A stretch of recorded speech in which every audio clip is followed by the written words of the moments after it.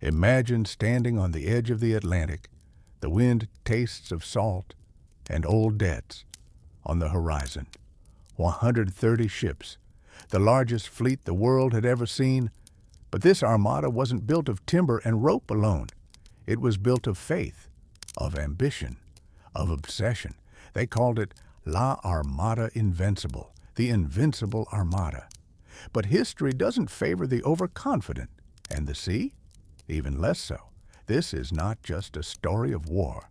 This is the story of how an empire sank itself. And if you think this tale belongs only to Spain in 1588, you're in for a storm. Welcome to Moon Whispers History.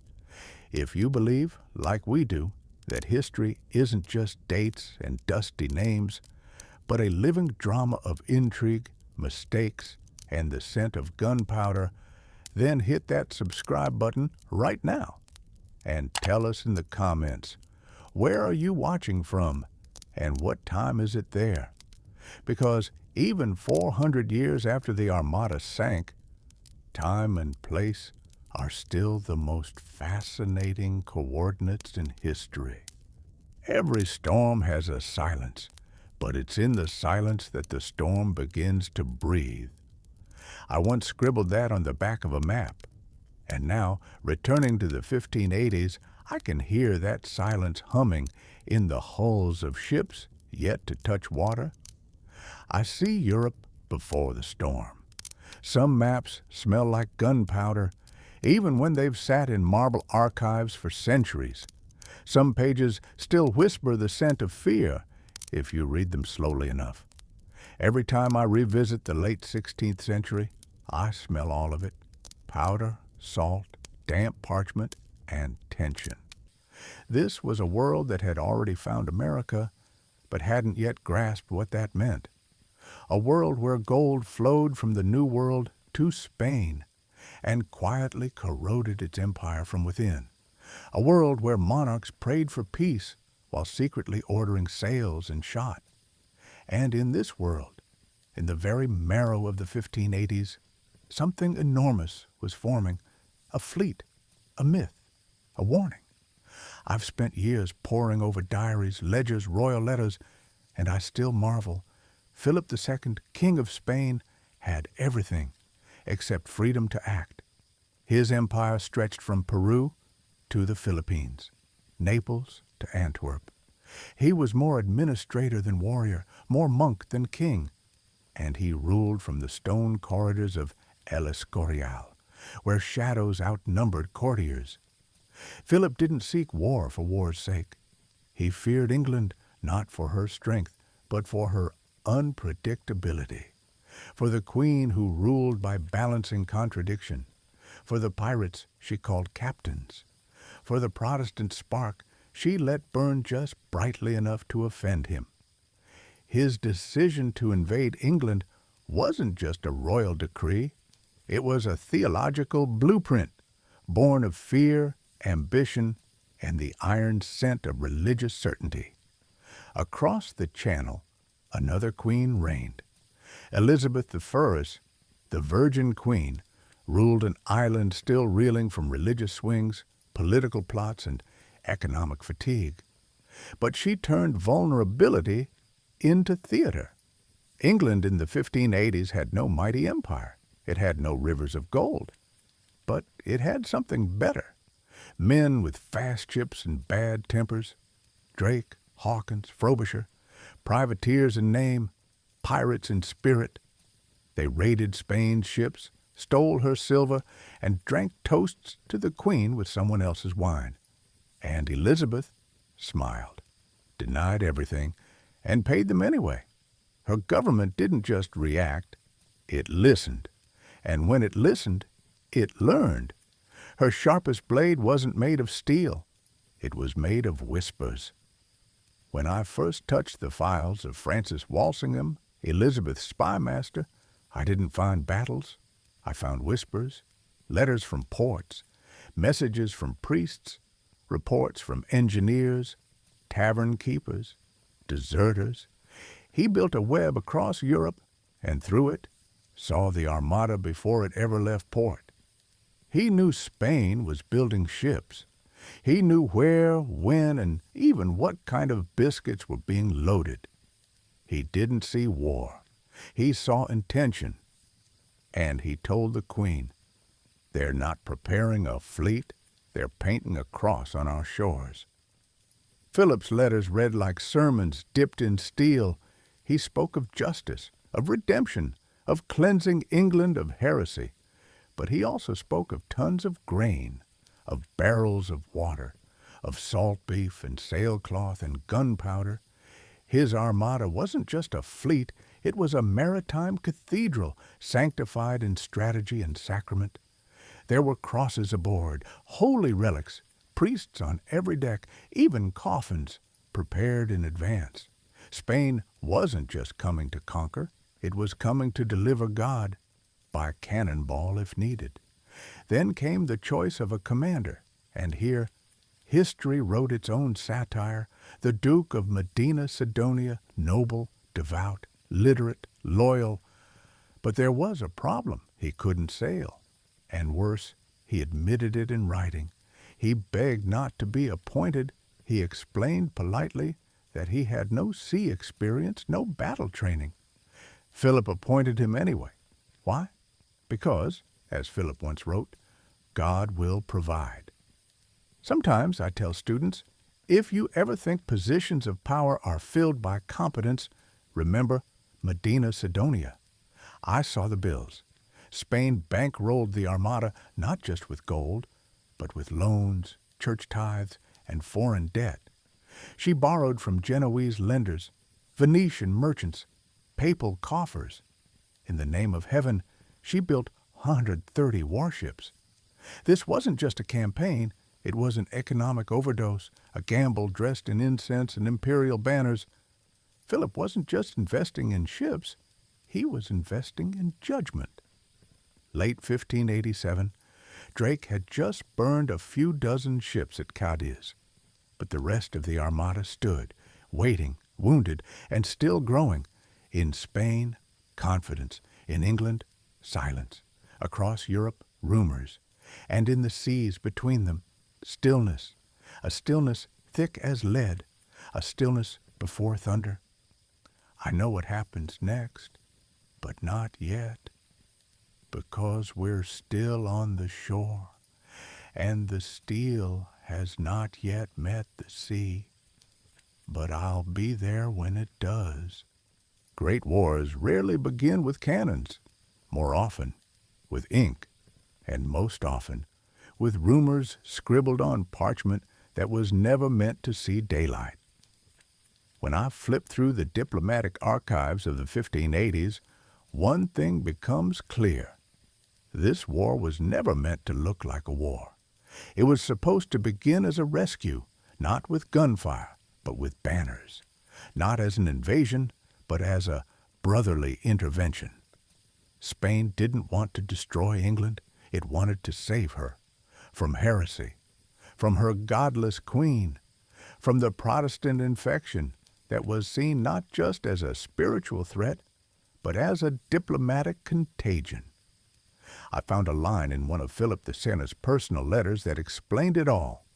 We must not arrive as conquerors, but as answers to prayer.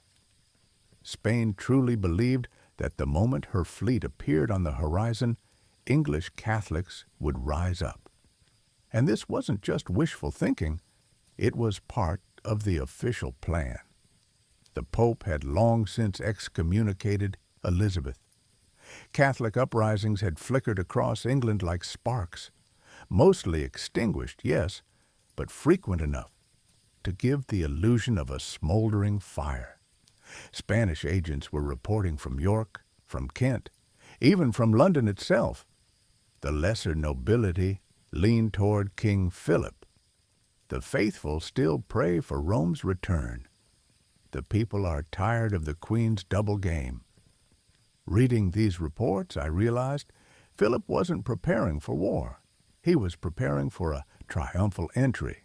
But what looked like a candle in the window to Spain was just smoke to Francis Walsingham.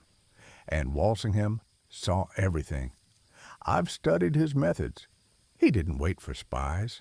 He grew them. Scribes, nuns, merchants, sailors, chambermaids, hundreds of people dressed in plain cloth who knew exactly where to leave a message. Invisible ink. Ciphers that turned into psalms. Letters smuggled in barrels of oranges. Walsingham's tools weren't weapons. They were patience and paper. And most of all, he saw Spain's game long before the first anchor lifted. I once found a page, no, I won't name it, but it spoke of a Catholic network in Lancaster, and it had been under observation for a full year before the Armada ever moved. Let me be clear. England didn't survive the Armada. She diffused it before it began. And all of this happened while England pretended to want peace. Yes, officially, the Queen's government was not preparing for war. There were ambassadors, gentle letters, negotiations about wool tariffs, but underneath that smile, something else brewed. New cannons ordered at the shipyards, emergency training for naval crews, gunpowder purchased from everywhere, including enemies, coded maps for sea captains, food stores piling up in Portsmouth and Tilbury. I found supply manifests marked for trade use only. But who needs 600 barrels of gunpowder for a trade expedition? And then there were the other players. France. Catholic, yes, but cautious. King Henry III didn't want Spain any stronger than she already was. So France watched, waited, whispered. A jackal listening for thunder. The Pope, Sixtus V, offered support, but with strings. He blessed the cause, but not the budget. Saints, after all, are not venture capitalists. And the Dutch were the storm behind the curtain. Spain had been fighting them for years. Their rebellion, Protestant, stubborn, unpredictable, bled Spanish gold dry. And quietly, they supported England.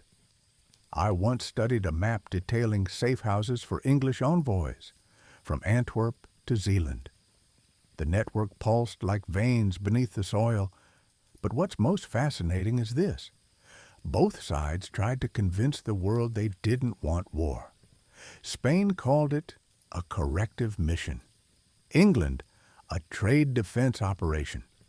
And this theater wasn't for the people. It was for the investors, the nobles, the hesitant allies, the merchants. I say this often. The first shots of this war weren't fired by ships. They were signed in ledgers and whispered over ledgers in candlelit rooms. I've read the final dispatches of June 1588. One from Burgos says, "We are waiting only for the wind." Another from Cambridge notes, "The Queen keeps her smile, but in her eyes, ashes." And I realize everything that had to happen had almost already happened. In these invisible scrolls, codes, fears, betrayals, delusions. In these unsigned letters, more truth than in any royal decree. And these were the first true cannons of the coming storm. Every empire has a scent. In 1588, Spain smelled of pine resin, sweat, fish stew, and incense, all soaked into a wooden skeleton that creaked long before the wind ever touched it. I always say, a ship isn't just a machine, it's a person made of wood. And if that wood is carved from fear, vanity, and damp gunpowder, its spine will break before the storm even arrives.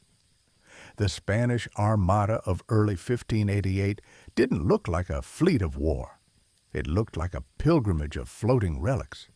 Spain was building it like a holy corpse, assembled piece by piece from ports, workshops, monasteries, and treasuries across the empire. I've seen the ship manifests. Galleons, carracks, hulks, zabras, pataches, transports, floating platforms, 130 vessels. Only a few dozen were ever built for combat. The rest, converted merchant tubs. Ships taught to shoot the way blind men learn to throw knives. These ships smelled of timber, but not dry timber. Some of the wood was cut just months before launch, never seasoned, never cured. When I touched planks from similar vessels in a museum, they still bowed under pressure. History, still soft. I once stood aboard a replica of the San Martin, flagship of the Duke of Medina Sidonia. Under my boots, the deck creaked, not with age, but with design. Below, in the hold, were barrels of flour, beer, salted meat, sacks of beans, powder, and broken cartwheels. Yes, because this fleet wasn't just armed. It was also supposed to carry supplies for the Duke of Parma's army in the Netherlands, a war that hadn't even begun. The middle decks, artillery. Each ship had 12 to 20 cannons, old ones, of every caliber, of every type. Spain scraped guns from every theater of war, from Algeria, from Malta, from old arsenals in Castile. And here's the twist. None of them matched. Each cannon required a different kind of powder, a different shot. Gunners carried diagrams, handwritten, just to remember which load went where. Above them, people. Over 30,000 souls, about 8,000 sailors. The rest, soldiers, plus 180 priests, 40 monks, doctors, veterinarians, yes, there were horses, quartermasters, servants, even musicians. Each had a mission, one to confess, one to listen, many to die. One memoir recalls the night before departure in Lisbon. The night smelled like a storeroom where a saint had died. Blasphemous, accurate. I've told you about the Duke of Medina Sidonia. He didn't want the job. He wrote honestly, "I have no experience. I cannot swim. I am often ill." Philip II replied, "That is not important. You are pious." This is what happens when prayer outranks seamanship. Sidonia commanded the fleet, but without flexibility. His admirals distrusted him. The army in the Netherlands didn't respect him. The fleet had no unified strategy. Another name, almost forgotten, is Pedro Montalvo, Chief Supply Officer. His reports are bureaucratic tragedy. The flour is spoiling. The barrels leak. The meat already stinks. And still, the fleet sailed. I've joked before. This was the only army to carry its own dysentery into battle. Discipline, strict on paper. The rules were clear. Theft, flogging, mutiny, hanging. But even before sailing, mutinies began. Soldiers slept on the deck. Sailors had no food. Spain tried to apply monastery rules to a floating bazaar. I found one officer's personal inventory: a silver goblet, a prayer book, a dagger, a leather wine pouch, letters to his mother. He wasn't thinking about strategy. He was thinking about dying. The Armada hadn't left port, but it was already alive, breathing, creaking, sweating salt and prayer, and somewhere, deep in its wooden belly, the first nerve was already cracking, the one that would snap in the first true storm. I stand on this deck, surrounded by sails and crosses, and I know this fleet will not return as it left, even if it survives. I've always said, the sea doesn't read orders. It doesn't care who the emperor is or who the traitor is. When a wave rises, everyone becomes equal. The chaplain, the gunner, and the duke with a scar on his brow. When I first examined the reports of the Armada's departure from Lisbon, it wasn't the number of ships or cannons that struck me. It was the silence between the lines. This was not the march of the Invincible.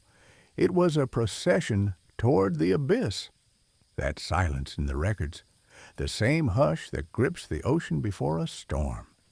And the sea, as always, spoke first. Even before the first battle, before the English sails appeared, the Armada dealt its first blow to itself. A storm in the Bay of Biscay struck without asking, sinking 4 galleys, damaging a galleon, scattering ships like splintering wood. I read the Duke of Medina Sidonia's letter, scrawled on wet parchment. God tests us before granting glory. But when I study the actual charts, I see not glory, I see a floating archive of fear. On July 19th, the Armada neared Lizard Point. The English responded swiftly. Lighthouses flared one after another from Cornwall to Kent.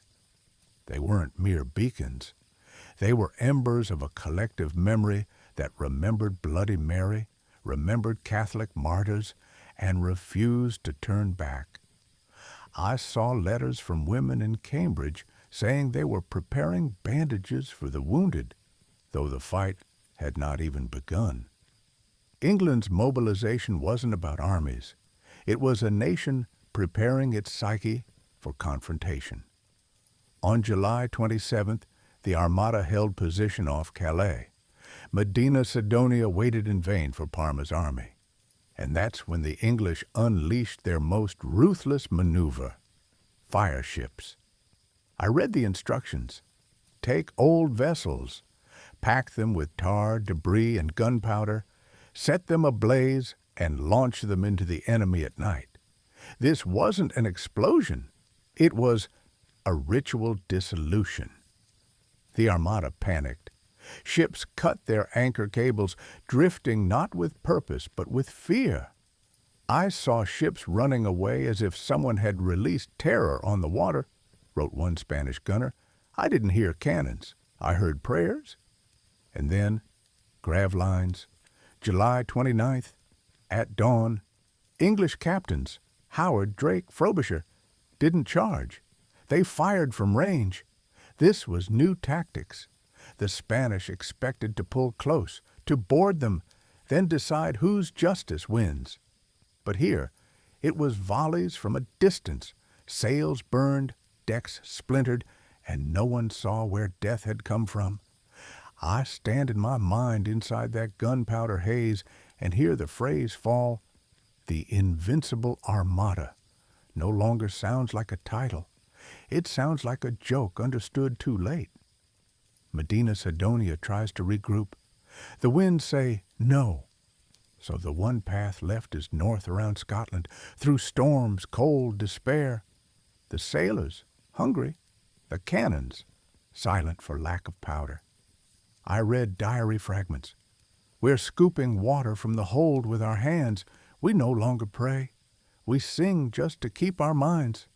And then, Ireland, rocky shores, ships grounded, cracked on cliffs, men swim to shore, only to be killed, not by the English, by local villagers, because in that chaos, where there is no uniform or command, everyone is either prey or corpse. The legend of the Protestant wind is poetic, but I say it wasn't the wind that scattered the Armada. It was Philip the Saint who built a fleet with no return plan, and the sea simply finished what had already been set in motion on parchment. I read the story of Francisco de Cuellar, a survivor who crossed inland Ireland on foot. His journal, equal parts Dantesque epic and imperial obituary. Because if the admiral writes that we need more faith, while the sailor is gnawing at his own bootstrap, God is clearly not on deck anymore. And when those who survived returned, they brought no glory, they brought lice, dysentery, and silence. In Spain, they were greeted not as heroes, but as shadows, of ships that no longer had names. And England? England struck medals. God blew and they were scattered, and I think, this is no mere medal. It's a script, a legend convenient for future generations. And we, the audience, stand in the theater where cannons are quiet, but the words echo between the shores. I often think that the greatest naval battles don't happen at sea. They unfold on land, where there are more graves than victories. And also, the shore is not merely the border of the sea. It is a tribunal, and it speaks louder than cannons. I watched the Armada stagger ashore in Ireland, not in triumph, but with the shadow of corpses clinging to the rigging. The coast did not greet them with reverence. It silently judged. One of the shattered galleons came to rest in shallow waters, a lure not only for sea wolves, but for those who waited with arrows. As I delved into the chronicles of those who survived, the first thing that struck me was their astonishment that they were still alive. Francisco de Cuellar, an officer who had lost everything but the anguish in his fingers, wrote that when he finally set foot on the Irish soil, he felt as if the earth grasped his hand and whispered, "Do not fall. It is not yet your time." He staggered through bogs and trudged across villages that glared with cold indifference and shot at him from behind. His journal, not an epic saga, but a slow, creaking scream, standing on embankments next to gallows erected as a warning to all who trespassed with imperial arrogance. I read how local Irish communities often displayed hanged bodies as markers, not for those who survived, but to deter those who stepped ashore with empire on their lips. Francisco survived not because he was stronger, he survived because he slipped into shadows, where shadows matter more than light. And those who did make it back to Spain did not return with triumphant fanfare. They landed as ghosts of ships drifting into port, not greeted by cheers, but engulfed in silence. Silence not born of grief, but of an inability to speak. Their names faded from memory. Those who vanished were immortalized. Those who returned were met with quiet. And that, I believe, is the most treacherous weapon of all. When I finished reading their stories, I realized this was no longer a fleet. This was a funeral procession. Because the Armada didn't lose at sea. It quivered and broke upon the shore. Empires move with the weight of chariots, but their consequences sink deeper into waters long gone quiet. I've touched the gunpowder, the blood, the fractured wood. But the true aftermath of the Armada, those shadows, they've been guarding history for over 4 centuries. I no longer stand among the wreckage of a fleet. I stand inside the cracks of pride, carefully restored, but never fully healed. I've studied the numbers. The empire poured impossible fortunes into the Armada, and in doing so, sank its own economy. Default, inflation, a decade of fiscal decline. Even conservative historians admit the Armada was the first step in Spain's long imperial dusk. At the same time, Elizabeth's throne in England burned brighter than ever. The Armada became her halo, Protestantism her armor, and the idea of a divinely chosen England began to crystallize. That's what real power is. Not ships, but the myth you write afterward. The Armada didn't just lose, it exposed a tactical extinction. England's fleet ushered in a new chapter in naval combat, one of mobility, distance, gun lines, boarding, obsolete, firepower, sovereign. I look at the diagrams of English formations. They look like symphonies of sail and steel, while Spain still fought like armored monks at sea. This wasn't just a battle. It was a paradigm shift, and that shift would eventually birth the British Empire. I read early letters from English explorers in America, Plymouth, Jamestown. None of it would have happened the same way if the Armada had triumphed.